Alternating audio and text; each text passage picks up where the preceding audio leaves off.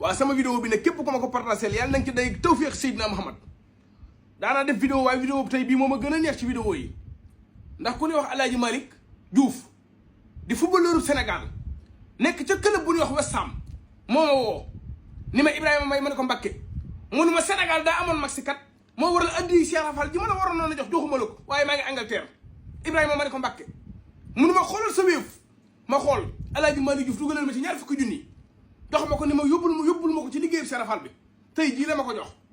waaw tey di samedi le 24 octobre xaw ma le 25 octobre 2026 tey jii la ma ko jox ci samedi bi dama ni El Hadj Malick Diouf suweeru Sénégal yàlla na nga tëdd di dugal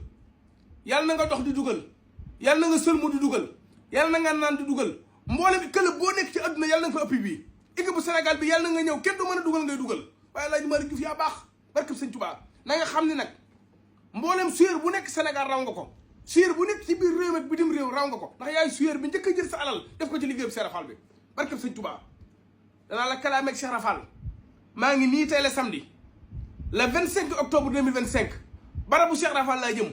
ñu war faa sikar waaye mboolem ku nekk ca barab ba danaa ko wax nga mu ñaanal ndax ma teg yaayoo nga ko kat yaayoo nga ko de yàlla na nga dox di dugal